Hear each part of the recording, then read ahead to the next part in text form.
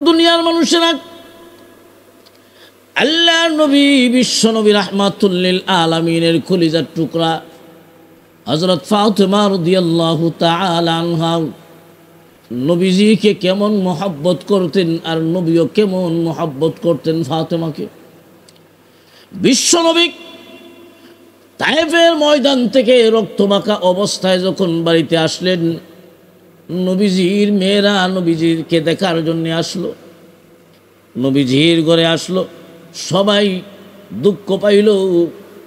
ওইদিকে নবীজির পাগলনি ফাতেমা রাদিয়াল্লাহু তাআলা আনহা, উনিও নবীজির ঘরে ঢুকলেন, অন্যান্য মেয়েদেরকে ওনার বোনদেরকে বের করে দিলেন। ফাতেমা রাদিয়াল্লাহু তাআলা আনহা নবীজির ঘরে ঢুকে দরজা বন্ধ করে দিলেন। ফাতেমা রাদিয়াল্লাহু তাআলা আনহা বিশ্ব নবীর এই আঘাতপ্রাপ্ত স্থান এবং রক্তমাখা শরীর থেকে এত ব্যথিত হলেন। ফাতেমা আল্লাহর নবীর কামরায়, আল্লাহর নবীর রুমে দরজা বন্ধ করে দুইটা হাত উপরের দিকে উঠায় বলতেছেন, আল্লাহ, আমার আব্বা তো তোমার দ্বীনের কাজের জন্য গিয়েছিলেন। প্রভু, তুমি তো ইব্রাহিম আলাইহিস সালাতু ওয়াস সালামের জন্য নমরুদের আগুনকে এয়ার কন্ডিশন বানায় দিয়েছিলা। মুসা আলাইহিস সালাতু ওয়াস সালামের জন্য নীল নদীতে তুমি রাস্তা বানিয়ে দিয়েছিলা। আল্লাহ, তুমি তো চাইলেই পারো আমার আব্বাকে তায়েফের যুবকেরা যখন পাথর মেরেছে, আল্লাহ তুমি তো চাইলেই পারতে আমার আব্বার গায়ে যে পাথরগুলা মারছে এই পাথরগুলাকে তুলায় রূপান্তরিত করতে। প্রভু, তুমি আমার আব্বাকে কেন তুলা বানাইলে, আমার আব্বার এই পাথরগুলাকে কেন তুলা বানাইলে না? এইভাবে আল্লাহর কাছে অভিযোগ করতে লাগলেন। আল্লাহর নবী বলেন, মারে এমনভাবে কইস না, এমনভাবে বলিস না, এমনভাবে বলতে নাই। ফাতেমা রাদিয়াল্লাহু তাআলা আনহা উনি কান্দেন আর বিশ্ব নবীকে বলেন, আব্বা আপনি বুঝবেন কি গো? বাবার দরদ আপনি কেমনে বুঝবেন? কারণ আপনার তো বাবা জন্মের আগেই দুনিয়ার থেকে আল্লাহ নিয়ে নিছেন। আপনি তো বাবার মায়া মহব্বত পান নাই। আপনি বাবার মায়া মহব্বত, বাবার দরদ কেমনে বুঝবেন? আর আপনার আল্লাহই তো বুঝবে না, কারণ আপনার আল্লাহর তো মাও নাই, বাবাও নাই। সুবহানাল্লাহ। ফাতেমা রাদিয়াল্লাহু তাআলা আনহা বলেন, আপনিও বুঝবেন না, আপনার আল্লাহও বুঝবে না। আমি ফাতেমা বুঝি, আমার বাবার দরদ আমি বুঝি। ফাতেমা রাদিয়াল্লাহু তাআলা আনহা এইভাবে কান্দেন আর বিশ্ব নবীজির কাছে কথা বলেন। ফাতেমা বসে পড়লেন, আল্লাহর নবী ফাতেমার খুলে মাথা রাইখা, নবীজি শুয়ে আছেন। ফাতেমা এইদিকে একটা কাপড় নিয়া গরম সেক দিতেছেন, নবীজির কত স্থানে সেক দিতেছেন। নবীজি কিছু আরাম পাইছেন, নবীজি ঘুমায়া পড়েছেন ফাতেমার কোলে। বিশ্ব নবী রাহমাতুল লিল আলামিন ঘুমন্ত, ফাতেমার কোলে ঘুমায়া গেছেন। আর এইদিকে ফাতেমা নবীজির কত স্থানে এইভাবে মুছে দেন আর সেক দেন, চোখ থেকে পানি ছেড়ে কান্দে। আল্লাহর নবী ঘুমন্ত অবস্থায় স্বপ্নে দেখেন নবীজির মা আমেনা, স্বপ্নের মাধ্যমেই দেখতেছেন নবীজির মা আমেনা হাজির হয়েছেন। আল্লাহ নবী স্বপ্নের মাধ্যমেই বলতেছেন, মা আজকে এতদিন হয়ে গেল আমি তোমাকে দেখতে পারি নাই। জন্মের আগেই বাবা হারাইলাম, আর জন্মের 6 বছর পরেই মা তোমাকে হারাইয়াছিলাম। আজকে এতদিন পরে বুঝি স্মরণ হইছে তোমার সন্তান মুহাম্মদের কথা। আজকে এতদিন পরে বুঝি মনে হইছে গো মা, আজকে তুমি আসছো, আমি যাইতে দিব না। আল্লাহর নবী স্বপ্নের মাধ্যমেই আমেনার হাত ধরে ফেললেন, স্বপ্নের মাধ্যমে হাত ধরে ফেললেন আর বলতেছেন, এতদিন পাইলাম মা, তোমাকে যাইতে দিব না। হাত ধরছেন, মা যেইতে দিব না বলছেন, এমনি বিশ্বনবীর ঘুম ভেঙে গেল। ঘুম ভেঙে গেল, ফাতেমা রাদিয়াল্লাহু তাআলা আনহার কোলে বিশ্বনবী মাথা রেখে শুয়েছিলেন। এমনি ফাতেমা রাদিয়াল্লাহু তাআলা আনহা ডাক দিয়া বলেন, আব্বা গো, আপনি মনে হয় স্বপ্নে দেখেছেন, আপনি মনে হয় স্বপ্নে দেখেছেন, আপনি স্বপ্নে দেখে এইভাবে বলতেছেন, মা এতদিন পরে তুমি আসলা, আমার কথা বুঝি মনে হইল 6 বছর বয়সে তোমাকে হারাইলাম, এতদিন পরে তোমার সন্তান মুহাম্মদের কথা স্মরণ হয়েছে, আজকে যেহেতু পাইছি আর যাইতে দিব না, এই কথা বলেই আপনি আমার হাত ধরে ফেলছেন। আল্লাহর নবী বলেন, ও মা ফাতেমা, ঠিকই আমি স্বপ্নের মাধ্যমে, স্বপ্নের মাঝে আমার মা আমেনাকে দেখেছি, আমি আমার মার সঙ্গে কথা বলেছি, আমি তো স্বপ্নের মাধ্যমে আমার মা আমেনার হাত ধরেছি। আর যখন ঘুম ভেঙে গেল, সত্যিকার অর্থে বাস্তবেই যখন আমার হাতটা তোমার হাতের মধ্যে দেখা যায়, আমার হাত তোমার হাতের মধ্যে ধরা, স্বপ্নে দেখেছি আমার মা আমেনার হাতে ধরা, আর আমি ধরছি তোমার হাতে, মারে যা, আজ থেকে আমি মুহাম্মদ ঘোষণা দিলাম, এখন থেকে তুমি ফাতেমা, আমি মুহাম্মদের মা। মুসলমান, এই জন্যে বিশ্বনবী রাহমাতুল লিল আলামিন ফাতেমাকে মা বলতেন। মা ফাতেমা, এটা নবী বলতেন, নবীর জন্য, উম্মতের জন্য নয়। এই উম্মতের অনেকেই ফাতেমা রাদিয়াল্লাহু তাআলা আনহার ব্যাপারে বলে মা ফাতেমা। এই মা ফাতেমা এটা উম্মতের জন্য বলা ঠিক নয়, এটা নবীর জন্য ঠিক ছিল। মা ফাতেমা বলা এটা শিয়াদের থেকে প্রবর্তিত। এখানে একটা মাসআলা জানা দরকার, দুনিয়ার মুসলমানের জানা থাকা দরকার। মা ফাতেমা শিয়ারা বলে এটা মুমিন ইমানদারের জন্য নয়। শিয়ারা কেন বলে? শিয়ারা আপনি আমার নবীকে নবী মানে না, এরা নবী মানে আলী রাদিয়াল্লাহু তাআলা আনহুকে। তাই আলী রাদিয়াল্লাহু তাআলা আনহুকে যেহেতু নবী মানে, নবী হিসাবে উনি রুহানি পিতা, আর নবীর বিবি ফাতেমা হলেন মা।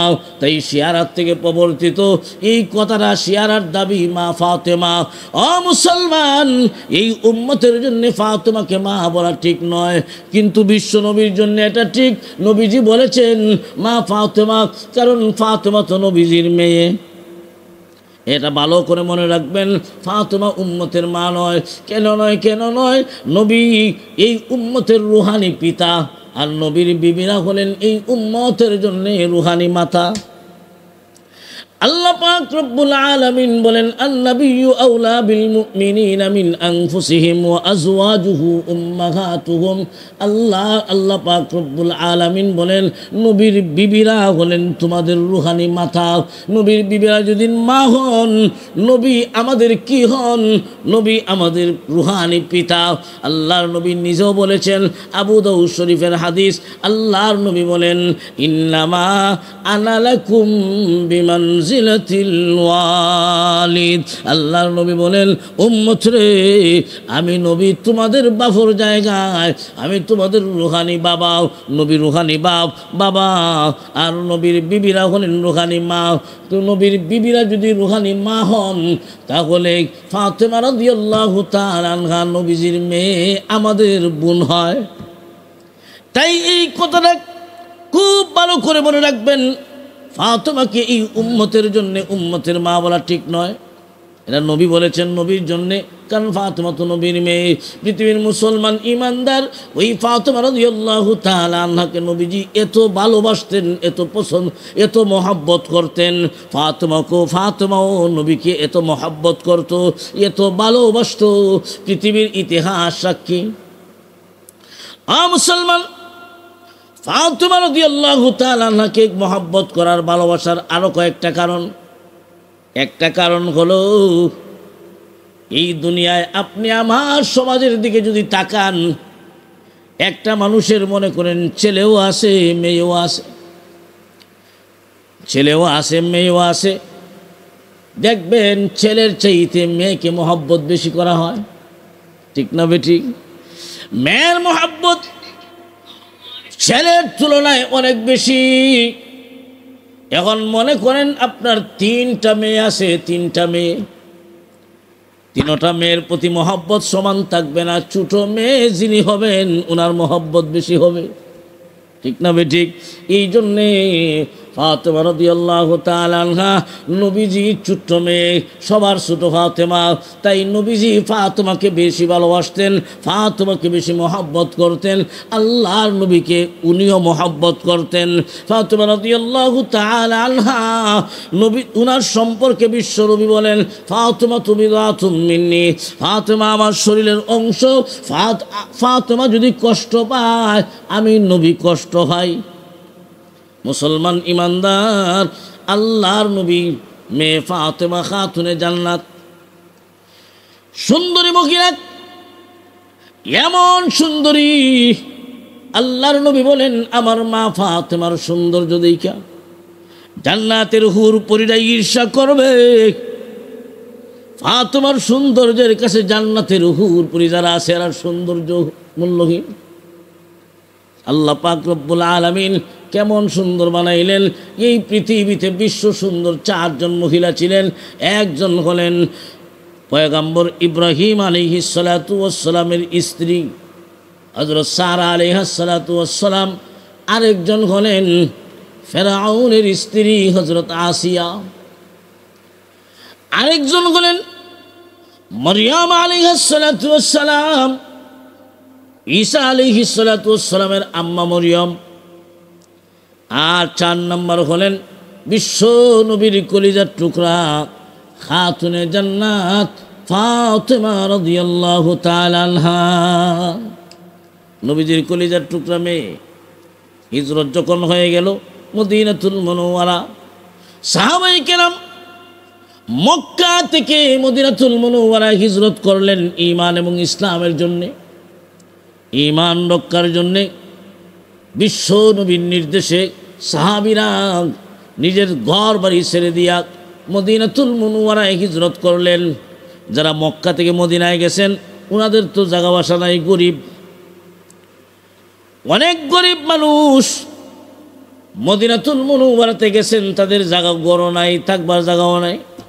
আল্লাহর নবী যখন হিজরত করলেন, হিজরতের পরে মুহাজির এবং আনসার, মক্কা থেকে যারা মদিনায় গিয়েছেন তাদেরকে মুহাজির বলা হয়, আর মদিনার সাহাবী যারা ওনাদেরকে আনসার বলা হয়।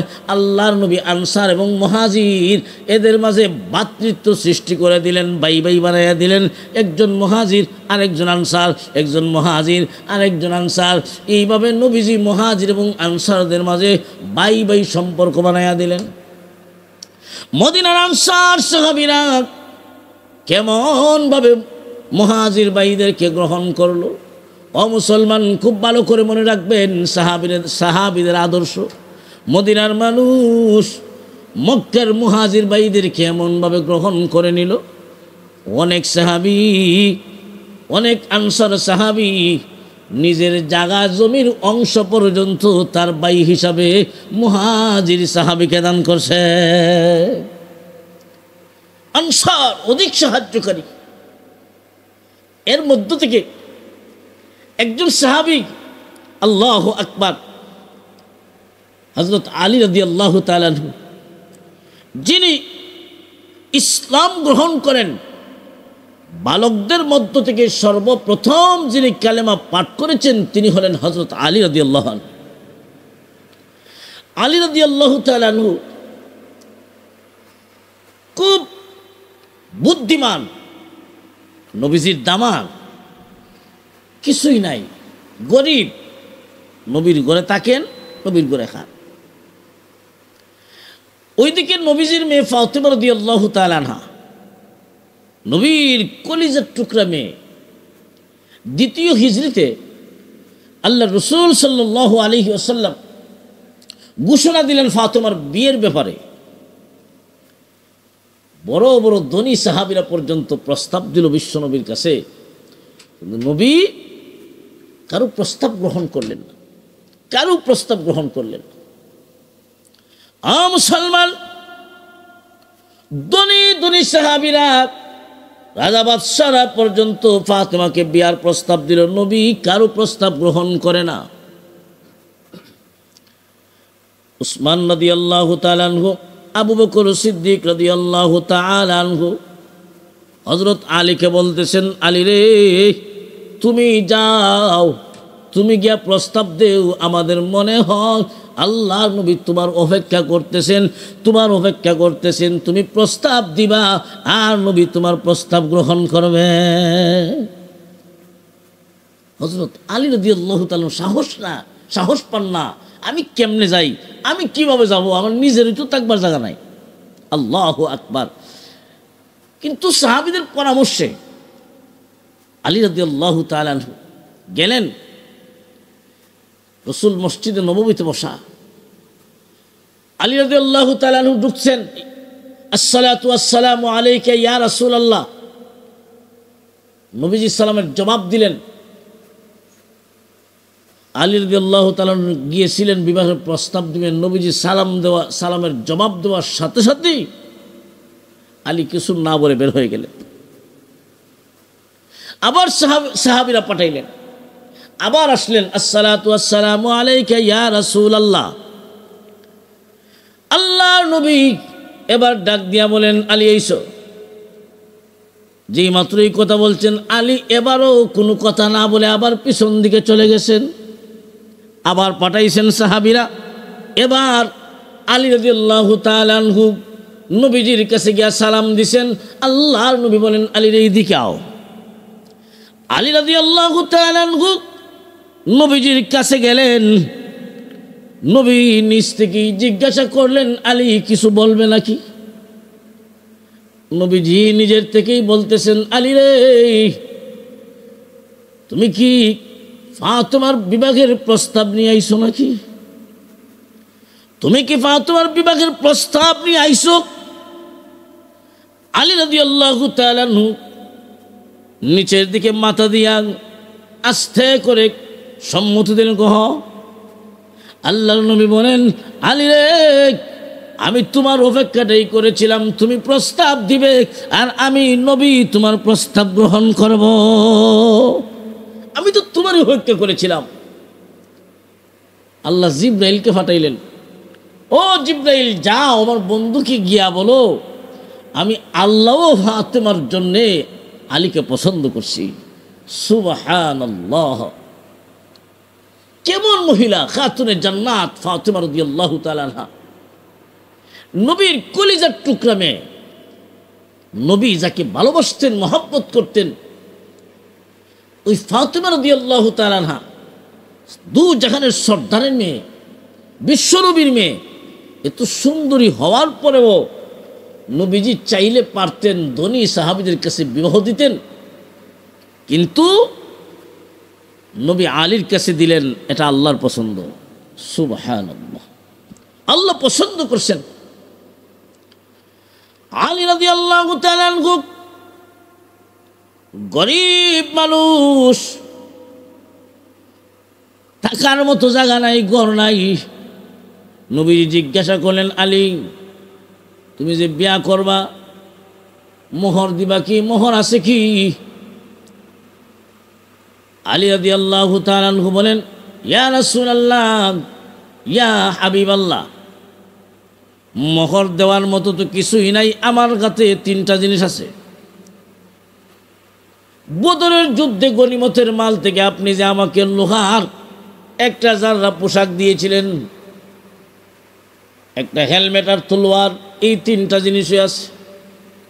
কেমন গরিব মানুষ ও মুসলমান, এত গরিবের কাছে আল্লাহর নবী তার এত সুন্দরী মেয়ে ফাতেমা রাদিয়াল্লাহু তাআলা আনহা, নবীর কলিজার টুকরা মেয়ে, দু জাহানের সর্দারের মেয়ে ফাতেমাকে বিয়া দিলেন। আলী রাদিয়াল্লাহু তাআলা আনহু এত গরিব হওয়ার পরও নবী বিবাহ দিলেন। আজকে আমরা আমাদের মেয়ে যদি বিবাহ দিতে চাই, আমরা তালাশ করি সম্পদ কার বেশি। মুসলমান ইমানদার, খুব ভালো করে মনে রাখবেন, ভালো করে মনে রাখবেন, ধনী হইলেই উপযুক্ত নয়, পয়সা হইলেই উপযুক্ত নয়। আপনি আপনার মেয়ের জন্য এমন একজন দিনদার স্বামী নির্বাচন করবেন, দিনদার জামাই দিবেন। আল্লাহর নবী বলেন, হে উম্মত, তুমি যদি তোমার মেয়েদেরকে দিন শিক্ষা দাও, দিন শিক্ষা দাও, দিনই তালিম শিক্ষা দাও, দিনই তালিম দিয়া তোমার মেয়েকে যদি একজন দিনদারের হাতে উঠাইয়া দিতে পারো, আল্লাহর নবী বলেন ওই মা বাবার জন্য মহান আল্লাহ জান্নাত ওয়াজিব করে দেয়। যে তোমার মেয়ে যদি হয় আর মেয়েকে যদি দিনদারি শিখাই আর একজন দিনদারের হাতে বিয়ে দিতে পারো, আল্লাহ পাক রব্বুল আলামিন ওই মা বাবার জন্য জান্নাত ওয়াজিব করে দেয়। আজকে আমরা দিনদারি দেখি না, দেখি পয়সা কার বেশি, এতে জামাই কালো হোক আর জেসা হোক, যাই হোক। আর লন্ডনে যদি হয় বুড়া হইলে অসুবিধা নাই, ঠিক না বেটি? আবার লন্ডনে বেটি যদি হয়, মহিলা যদি লন্ডনী হয়, তাহলে আলহামদুলিল্লাহ বর্তমান সমাজে বাচ্চাও ফ্রি পাওয়া যায়। দেখছেন না, বাজারে আপনি কাপড় ধোয়ার পাউডার কিনেন, সাথে বালতি ফ্রি। লন্ডনী মহিলা বিয়া করলে বাচ্চা ফ্রি। মুসলমান ইমানদার, দিনদারি এমন গুরুত্ব। একজন দিনদার মহিলা যদি আপনার ভাগ্যে পান, দিনদার মহিলাকে যদি স্ত্রী বানিয়ে আনতে পারেন, আল্লাহর নবী বলেন ওই দিনদার স্ত্রীটাই হলো দুনিয়ার সবচেয়ে বড় সম্পদ। এই জন্যে আমরা আমাদের মেয়ে বিবাহ দিতে, বোন বিবাহ দিতে আমরা তাস করব স্বামী দিনদার কিনা। পয়সা নাই কিন্তু দিনদারি আছে, এরপর আমরা দিতে পারি। ভাইয়েরা আমার, এই কথাটা আল্লাহর নবী হাদিস শরীফের মাঝে বলেন, কালান নবী সাল্লাল্লাহু আলাইহি ওয়াসাল্লাম আল মারআতু ইযা সাল্লাত খামসাহা ওয়া সামাত শাহরাহা ওয়া আহসানাত ফারজাহা ওয়া আতাআত বালাহা। যেই মহিলা যার মাঝে চারটা গুণ থাকবে, এক নাম্বার হলো 5 ওয়াক্ত নামাজ পড়ে, 2 নাম্বার হলো রমজান মাসের রোজা রাখে। 5 ওয়াক্ত নামাজ আর রমজান মাসের রোজা, এই দুইটা বিধান দুনিয়ার সকল মুমিন মুসলমান, ধনী গরিব, নারী পুরুষ সকলের উপর সমানভাবে ফরজ। যেই মহিলার মাঝে এই দুইটা গুণ থাকবে, 3 নাম্বার হলো ওয়া আহসানাত ফারজাহা, যেই মহিলাটা তার সতীত্বের হেফাজত করবে, পর্দা মতে চলবে। 4 নাম্বার হলো স্বামীর ইতাআত। এই 3টা গুণ যদি কোনো মহিলার মাঝে থাকে, প্রথম 3টা গুণ যদি কোনো মহিলার মাঝে থাকে, নামাজ, রোজা আর সতীত্বের হেফাজত করা, বোঝা গেল এই মহিলার মাঝে দিনদারি আছে। এমন দিনদার মহিলাকে যদি বিয়া করা হয়, ওই মহিলা তার স্বামীর খেদমত করবেই, স্বামী ভক্ত হবে। আল্লাহর নবী 4 নম্বরে গুণ বলেছেন ওয়া আতাআত বালাহা। আর মহিলা যদি বিয়া হওয়ার পরে স্বামীর আনুগত্য করতে পারে, নবীজি পুরস্কার ঘোষণা করেন ফালতাদখুল মিন আইয়ি আবওয়াবিল জান্নাতি শাআত। আল্লাহ পাক রব্বুল আলামিন কিয়ামতের ময়দানে ওই মহিলার জন্য জান্নাতের 8টা দরজা খুলে দিবেন, যেই দরজা দিয়ে ইচ্ছা আল্লাহর তৈরি জান্নাতে ঢুকতে পারবে। তাহলে দিনদার মহিলা কে, এটা চিনবেন কি করে? যে দিনদার মহিলা কোনোদিন বেনামাজি হবে না, দিনদার মহিলা রোজা ছাড়বে না, দিনদার মহিলা বেপরদা হবে না। আর আজকে আমরা দেশে দেখবেন স্কুল কলেজ বা শিক্ষা প্রতিষ্ঠানে যেই মহিলাটা পর্দা করে আসলে বুরকা নেয়, ওই মেয়েটাকে তার সহপাঠীর যারা বুরকা পরে না, পর্দা করে না, ওই সমস্ত সহপাঠীরা তাকে ক্রিটিসাইজ করে। ও মুসলমান,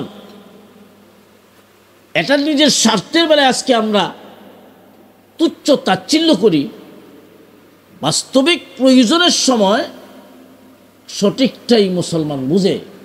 যেমন একটা উদাহরণ দিয়া বলি, যেমন মনে করেন আপনি যখন লেখাপড়া করছেন, আপনার সাথে 10টা মেয়ে ছিল, এর মধ্যে 2টা মেয়ে স্কুলের ওই কোনা দিয়া বলে, বুরকা পরন নেই, কারোর সাথে কথা বলে না, তাদের কোনো বন্ধুও নাই, ফ্রেন্ডশিপও নাই।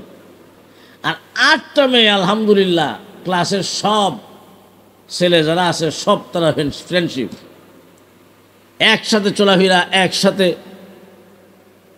রাস্তায় বের হওয়া। তখন ওই দুইটা মেয়েকে নিয়ে ক্লাসের অন্যান্য ছেলে মেয়েরা ক্রিটিসাইজ করে যে এটা আনকালচার, সামাজিক না। ঠিক না ঠিক? সামাজিক না। পড়ালেখার জীবন শেষ, তখন মনে করেন আপনার বড় ভাই বিদেশ থেকে আসছেন, আর আপনার কোনো একজন পড়ালেখার সাথী একটা মেয়ে, আপনার ফ্রেন্ডশিপ যার সাথে ছিল, এমন মেয়ে সম্পর্কে যদি প্রস্তাব দেয়, তখন জিগায় অমুককে চিনস কি? তখন ওই ভাইটাকে আরে সর্বনাশ, এই মেয়েটা তো আমরা সাথেই লেখাপড়া করছে। না না, কত ছেলের সাথে যে তার সম্পর্ক ছিল। ওই ভাইয়ের জন্য যদি ওই দুইটা মেয়ে, যেই দুইটা মেয়েকে 10 বছর আগে উনি আনকালচার বলছিল, ওই দুইটা মেয়ের কোনো একটা সম্পর্কে যদি বিবাহের আলাপ দেওয়া হয়, আর তাকে যদি জিজ্ঞাসা করা হয় অমুকের মেয়ে অমুক, তুমি কি চিনো? তখন হ্যাঁ খুব ভালো, মেয়েটা খুব ভালো, আমরা সময় লেখাপড়া করছে, কারোর সাথে কোনো কথা বলে না, কোনো ছেলেদের সাথে কথা বলে না, হ্যাঁ মেয়েটা খুব ভালো। ঠিক না ঠিক? ঠিক এই কথাটা মানুষ নিজের প্রয়োজনে সত্যিটা ঠিকই বুঝে। 10 বছর আগে পড়ালেখার সময় যিনি পর্দা করছে, যিনি দিনের উপরে চলছে, ওই মেয়েটাকে মানুষ আনকালচার বলে, অসামাজিক বলে। কিন্তু নিজের প্রয়োজনে যখন এই মেয়েটাকে নিতে হয়, নিজের যখন প্রয়োজন হয়, তখন দেখা যায় ওই দুইটা মেয়ে যাকে অসামাজিক বলেছিল তাকেই নিতে চায়। আর 10 বছর আগে যাদের সাথে সময় কাটাইল এরা নেয় না। এটা হলো আমাদের অবস্থা। এই জন্য ভাই, দিনদারির মূল্য অনেক বেশি, অনেক বেশি। এই জন্য সবসময় দিনদারিকে গুরুত্ব দিবেন। নবীর মেয়ে ফাতিমা রাদিয়াল্লাহু তাআলা আনহা, ওনার মাঝে কেমন দিনদারি ছিল, কেমন দিনদারি ছিল! আল্লাহু আকবার! যার দিনদারির উপর খুশি হইয়া আল্লাহ পাক রব্বুল আলামিন নবীজির মাধ্যমে সুসংবাদ দিয়েছেন, সাইয়্যিদাতুন নিসাই আহলিল জান্নাহ, জান্নাতে মহিলাদের লিডার। দিনদারির কারণে, নবীর মেয়ে হওয়ার কারণে নয়, স্বজন প্রীতি করে নয়, ফাতেমার আমলের কারণে আল্লাহ পাক খুশি হয়েছেন। খাতুনে জান্নাত, জান্নাতের সার্টিফিকেট প্রাপ্ত সাহাবী, যিনি জান্নাতের মহিলাদের সর্দারনি হবেন। আর নবীজি এমন ব্যক্তির হাতে গরিব হোক উঠাইয়া দিছেন। আল্লাহু আকবার! যিনি জান্নাতের সার্টিফিকেট প্রাপ্ত সাহাবী, প্রথম ইসলাম গ্রহণকারী আলী রাদিয়াল্লাহু তাআলা আনহু, যার সম্পর্কে নবীজি বলেন, আনা মদিনাতুল ইলমি ওয়া আলীয়ুন বাবুহা, আমি ইলিমের শহর, আর এই ইলিমের দরজা হইছে আমার আলী। আর আলী রাদিয়াল্লাহু তাআলা আনহু, এক একজন সাহাবীর এক একটা গুণ ছিল। প্রতি জুমার খুতবাতে এই হাদিসটা পাঠ করা হয়, আরহামু উম্মতি বি উম্মতি আবু বকর ওয়া আশাদ্দুহুম ফি আমরিল্লাহি উমর ওয়া আসদাকুহুম হায়াআন উসমান ওয়া আকদাহুম আলী। এক একজন সাহাবীর এক একটা গুণ বর্ণনা করেছেন। আল্লাহর নবী বলেন, আরহামু উম্মতি বি উম্মতি আবু বকর, আমার উম্মতের মাঝে রহমওয়ালাও, অতি দয়ালু হলেন আবু বকর সিদ্দিক রাদিয়াল্লাহু তাআলা। আরহামু উম্মতি বি উম্মতি আবু বকর ওয়া আশাদ্দুহুম ফি আমরিল্লাহি উমর, আর আল্লাহর হুকুম বাস্তবায়নের বেলায় উমর খুব কঠোর। আল্লাহর হুকুম বাস্তবায়নের বেলায় উমর খুব কঠোর। ওয়া আশাদ্দুহুম ফি আমরিল্লাহি উমর ওয়া আসদাকুহুম হায়াআন উসমান।